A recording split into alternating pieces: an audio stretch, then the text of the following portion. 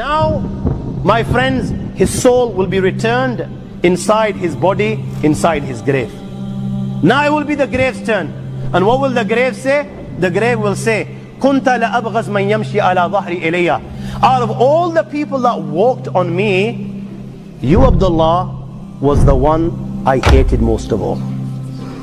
You, O Abdullah, was the one I hated most of all. O Abdullah, I've been waiting for you all this time. I've been waiting for you to come to me. Now that you have come to me today I will make you pay the price. Today you will know how I will deal with you. At that time, my young friends, the grave will embrace him with such force that the ribs of one side, they will penetrate into the other side. And Rasulullah ﷺ practically demonstrated this.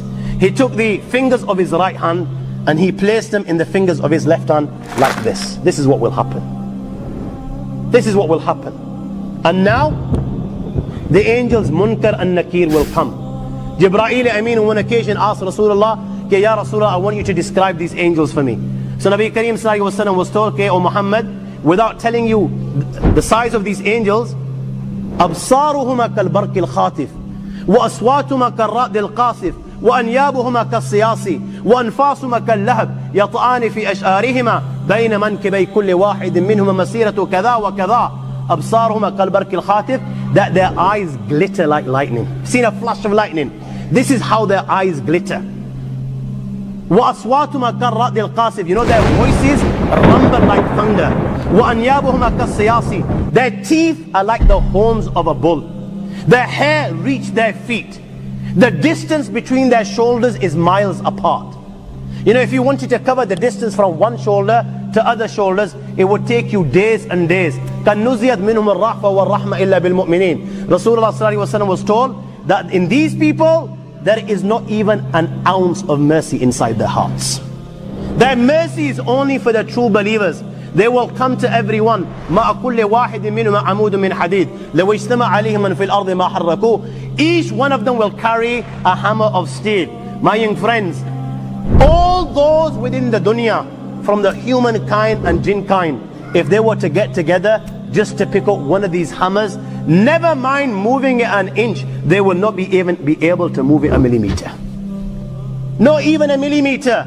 They will come to him in his grave. They will reproach him. فينطحران انتحارا يتقعقع منه عظامه وتظول أعظام من مفاصله فيخر مخشين عليه. They will reproach him in such a manner, Allah protect, that every bone in his body will begin to crack. Every bone, they will reproach him. He will faint. When he comes round, they will ask the three questions. من ربك؟ ما دينك؟ من هذا الرجل؟ يا هذا اعرف مكانك.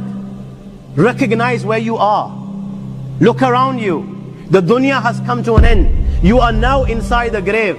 Tell us, Man Rabbuk, who is your Lord? You know, you and I were sitting here and we're thinking, yeah, yar, I read the kalima la ilaha illallah Muhammad Rasulullah. Who doesn't know the answer to these? Who doesn't know the answer to these?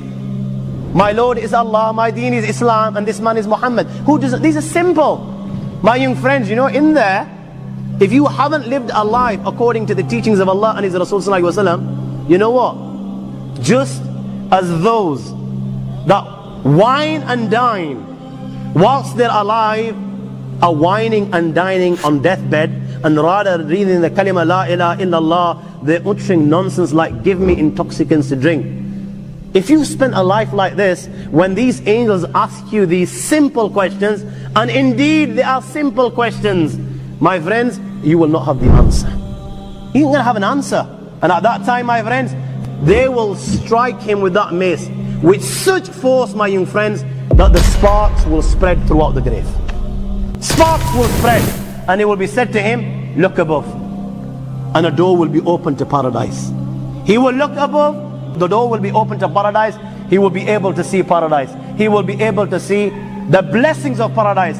And it will be said, O enemy of Allah, how do you worship Allah? Then this was your abode. But you didn't. Rasulullah ﷺ at that time swore by his life. He swore by his life, you know, at that time.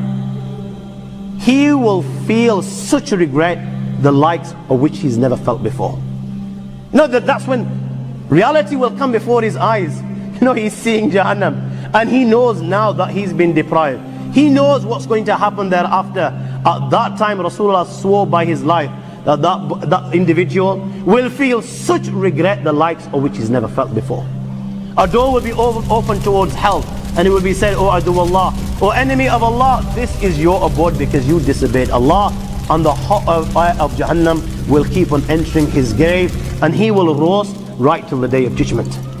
Hadith of Bara ibn Azib, after the questions, a caller will call out, give him the clothes of Jahannam, give him the bedding of Jahannam, and open a door towards Jahannam for him.